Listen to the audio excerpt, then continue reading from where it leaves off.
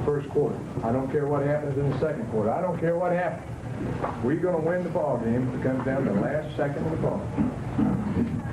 Because somebody in this room has got enough feeling, as collectively as a team to do it. We will continue. You come over here to pick my... I asked Dr. Henson to come in here. A little prayer. Before he does, I want to ask each one of you, are you prepared? Yes. Millions and millions of people would love to have your chance. And we're not here because we're not prepared. I want you to take 1 second or 10 seconds and go back and think about how much work you've put how much sacrifice you've made to be here. 12 men, you prepared. Yes, sir. Now, where you want to be, it's are you prepared? Dr. Henson. Let's pray together. Our Heavenly Father, we thank Thee for the preparation that presents this opportunity. And I thank You, Lord, for every young man in this room, for every coach. Bo Jackson meditating and concentrating, getting ready for the Cotton Bowl.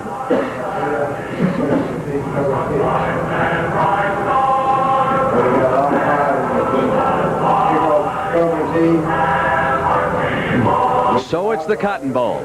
Bo Jackson and Auburn getting ready to take on the Aggies of Texas A&M. And we'll be right back.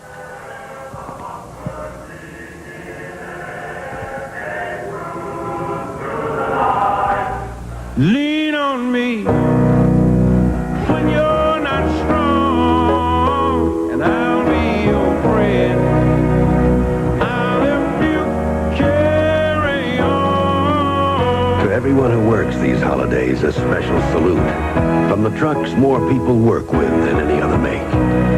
When you need a truck you can lean on. We are live from the Cotton Bowl in Dallas. It is Texas A&M against the Auburn Tigers, and Pat Dye and the Tigers are coming out onto the field here in Dallas.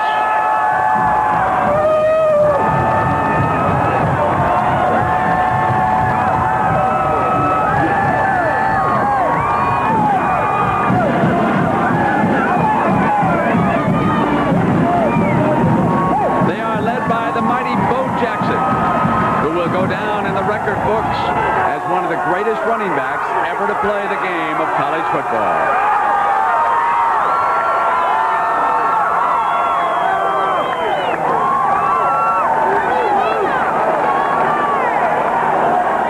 Happy New Year, everybody, and welcome to the Cotton Bowl. I'm Brent Musburger, along with Ara Parsegan and Jim Nance.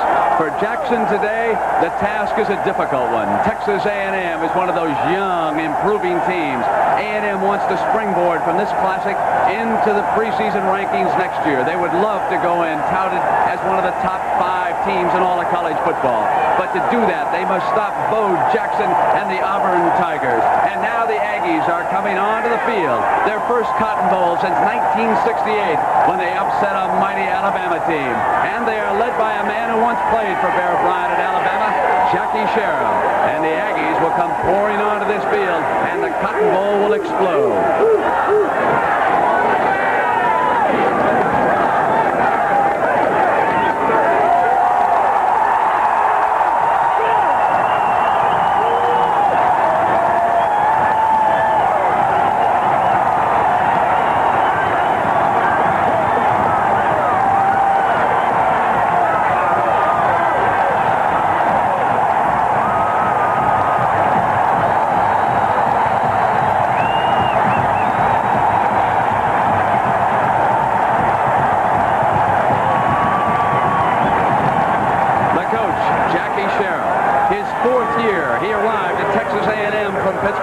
He has known some lean, tough times, but now he has risen to the top of the Southwest Conference, and his Aggies are primed for their biggest moment ever to take on the Auburn Tigers and the Heisman Trophy winner, Bo Jackson.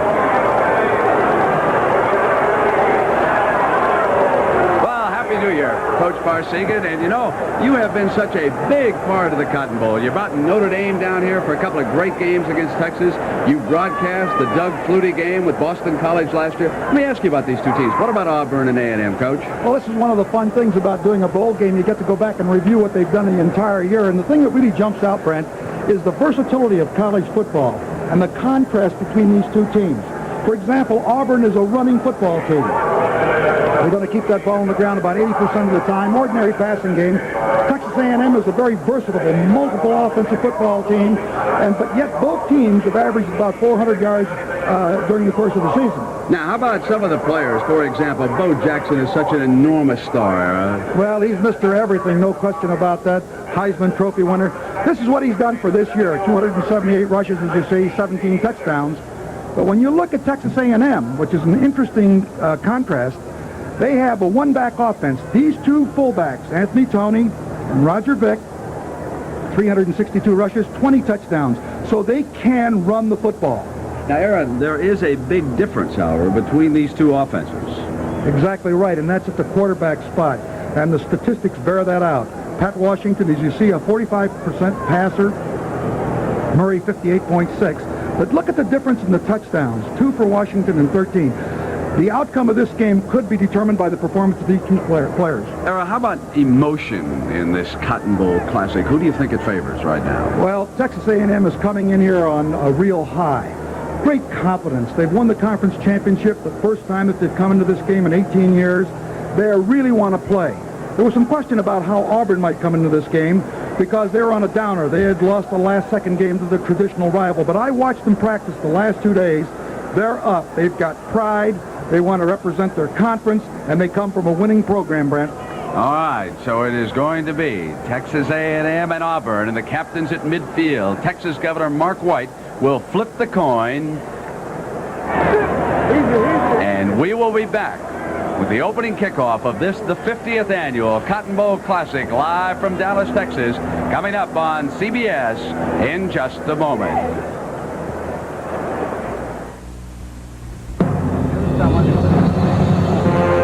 Today, millions of Americans are better off than ever before. Better off with expertise on how to manage cash, finance mortgages, and a...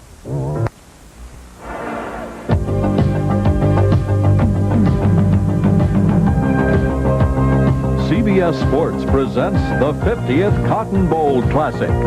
Live from the Cotton Bowl in Dallas, Texas, it's the Auburn Tigers versus the Texas A&M Aggies.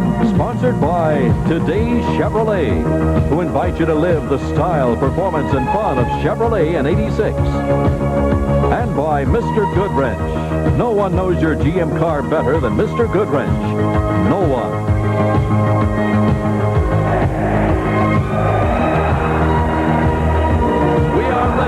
The spirit of Aggieland being played, and the entire Texas A&M team facing over toward its student body, one of the many traditions at that school.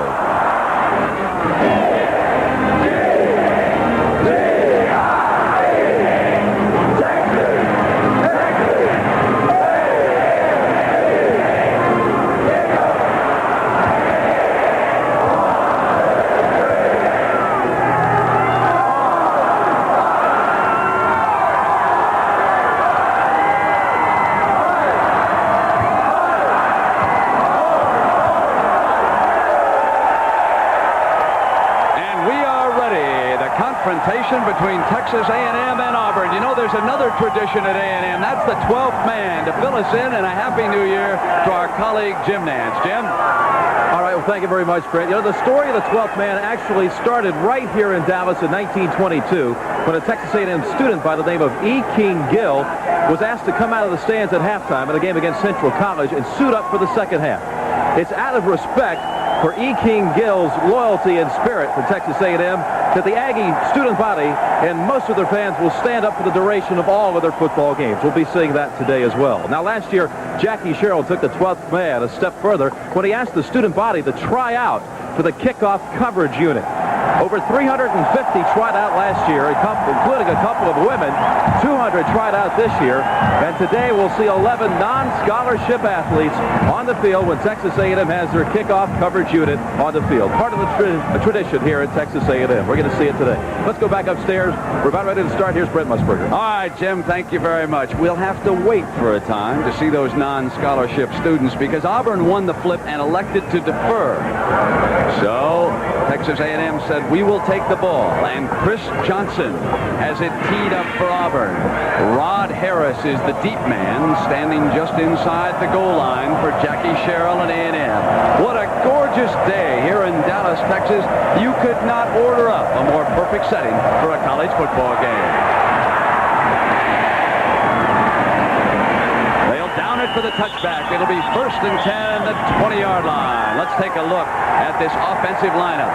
Kevin Murray, keep him in mind, number 14. He's going to be a good one. Anthony Toney and Roger Vick. They will operate at fullback. Era told you about them. Keith Woodside, breakaway speed. Harry Johnson, more of a slashing inside runner when he comes in. Jeff Nelson led the Southwestern Conference. And Shea Walker, he's a Freddie Bolitnikoff type receiver. 1st and 10. A&M will alter its offensive sets. They will strike out of the eye on 1st down. And Kevin Murray will throw it out. Incomplete. He wanted his tight end, Ron Bertenstein, number 29. Well, Era, let's meet the offensive line. Where's the strength for Texas A&M? Well, Webb, the tight end, is a very fine football player. The left tackle, Cheek, strong, very strong player. Wiley. Wilson is an outstanding center. Dawson, and of course Williams is really their all-American guy. He's an outstanding football player. 2nd and 10. The Aggies with a slot back, and instead they will run the fullback right straight ahead, and Gerald Robinson of Auburn, number 95, took him on. Now there is the War Eagle. One of the most frequently asked questions about Auburn: are they the Tigers or are they the War Eagles? They are the Tigers, and they yell War Eagle. In fact, when they get real riled up down there in Alabama, they'll yell War Damn Eagle. It is 3rd down and 8 yards to go for Texas A&M.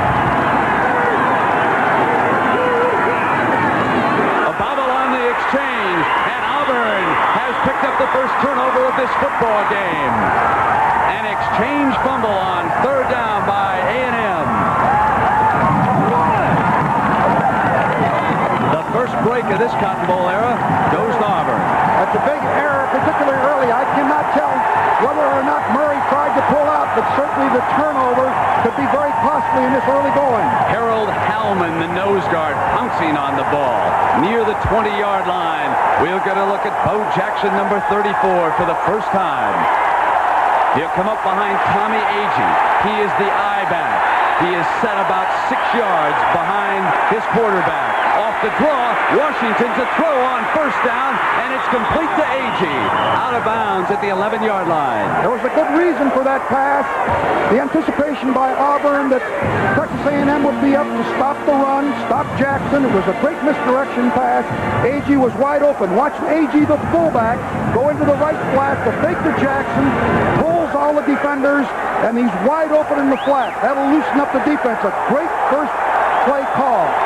Asbury was the defensive back, number 16, who took him out of bounds. 2nd and short, and they'll run that short man, Agee, and he powers right straight ahead against that A&M defense.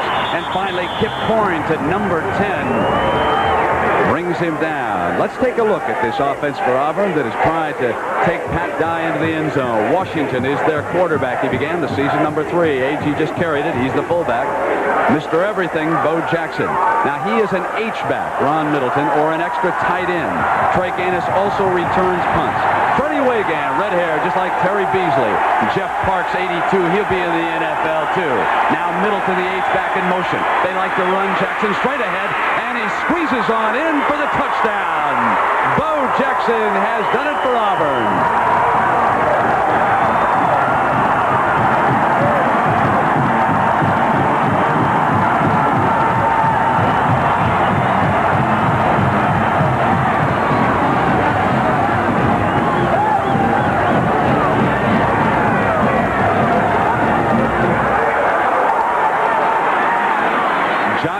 To attempt the extra point. Kick is up, and it is Auburn 7, Texas A&M nothing. Take a look here from the side. Watch Jackson thrust into the end zone here. Really puts on the power, stretches marches over the line and gets the touchdown. A great start for Auburn, and not the way Texas A&M would have wanted to start it. Watch Tamburella, number 55, the center for Auburn. He moves over and helps out as they double-team the nose. Bo Jackson then cut back to his daylight, squeezed into the end zone. The fumble set up the touchdown. In only 3 plays, 21 yards, Auburn leads.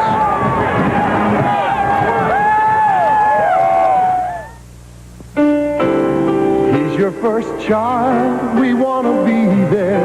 It's your new house, we want to be there. You're working hard to make your dreams come true. Dean Witter wants to dream them with you. No matter what you do in life, Dean Witter will help you plan your investments like no one else's. Because you are like no one else. We'll talk about you, your needs, your goals. Whether it be for a retirement program, a tax savings plan, or managing your investments for the future. No matter who you are, no matter what you do, you're special to your family. You're important to us, it's true. 'Cause everybody is somebody at Dean Witter. A member of the Sears Financial Network. Tonight, a reluctant date with her boss could land Mary in the middle of a romantic triangle. Frank, you put out a daily newspaper. How could you not know what day it is? Bo Jackson, the Heisman Trophy winner, who has scored his team's first touchdown. He had a lot of help up front, Era. Yes, watch the right guard and the center Tamburello double up right here, and the fullback comes through and makes a great block on the linebacker. Take a look. You see A.G. come right through number 30 on 65 Kelm, throws the block, and there's that daylight that Jackson found. Now, I mentioned the weather here in Dallas this afternoon, and of course, for a football coach or a quarterback, the most critical element is the wind. And here this afternoon, there is a 5 to 10 mile an hour wind out of the west, so it is at the back of Chris Johnson. And that's why he took that first kickoff out of the end zone. Rod Harris, the wide receiver, is now set back at the goal line, and he moves over more toward the right hash. And another powerful kickoff, a touchback. A&M's second possession. They'll come up at the 20-yard line and put it in play, trailing 7-0. Era, how does that affect the mood of this game? Auburn scoring quickly after a turnover. Well, it's not the way Texas A&M obviously wanted to start. That kind of a turnover really puts a disadvantage. Although the opening series by Auburn's defense, I thought, was very, very good. Era, they have already switched running backs at A&M. Roger Vick, 43, comes in. Harry Johnson, 21. He's over in a wing, and now Johnson comes in motion. Here is Vick, straight ahead behind the right side of that offensive line. Let's take a look at the Auburn defense, Era, and how do they stack up front? Well, it's very interesting about this defense as you go through here. Rocker, Hallman, and Williams, the 2 tackles and the nose man, are the 3 leading tacklers. Very unusual for a defensive team where the 3 down linemen are the leading tacklers. 2nd and 6 against that defense. They pitch to Vicks. He busts 1 tackle and gets out near the 29. Harold Hallman, the nose guard, and Russ Carricker, the linebacker, doubled up on him. So it'll be 3rd and short for A&M. And the rest of that defense, Era, what about the deep backs for Auburn? Well, you see that Carricker and Phillips are the 2 linebackers, and then their strong secondary man, of course, is Powell, their free safety. But all of them respond well to the run. A little weak on pass defense in some instances. 3rd and 2, and Murray throws high, incomplete. Harry Johnson was the intended receiver out of the backfield. Kevin Murray off to a bit of a shaky start, and Jackie Sherrill will attempt to calm him down. Well, it's not a good start for them. Here you see Murray right in the pocket. He gets excellent protection, plenty of time to throw the ball. But he overshoots his receiver, who was open and would have given him a first down, and continued possession of the ball. Todd Shantz is number 4. You're looking from behind him. Deep for Auburn. Trey Jake Gaines lets it bounce. It takes an A&M roll. Down near the 25-yard line. It'll be down right there. 1st and 10 for Bo Jackson and friends, who lead in this Cotton Bowl 7-0. We'll come back and take another look at the Heisman Trophy winner in just a moment.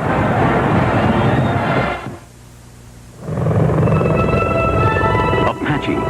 There's nothing hotter in the air or on the ground for technicians like Crew Chief Jack Holt. Because if you want to learn high-tech aviation skills, you can't find a better classroom. The Apache has advanced everything. Fiber optics, onboard computers, a TV for target acquisition, and the gunner can aim just by moving his head. Talk about hot. This bird can make tracks at 200 miles an hour. This is Lane Apache. Meet at Rally Point. Soaring to tomorrow, flying high and free. Now I'm going places I never thought I'd be. This is Lane Apache. Rejoin on me. It's all come together here inside of me. Be all that you can be. Now that's cool. No, that's hot. Find your future in the Army. You don't get to the top by looking back. You go for it. With all the power you can muster, all the confidence, all the poise. And you know that when you finally make your move, you're going to go all the way. Cavalier, for people who know exactly where they're going. And now get 7.9% financing on new Chevy Cavaliers. The men in the trenches for Auburn, a big factor. To get more on that, let's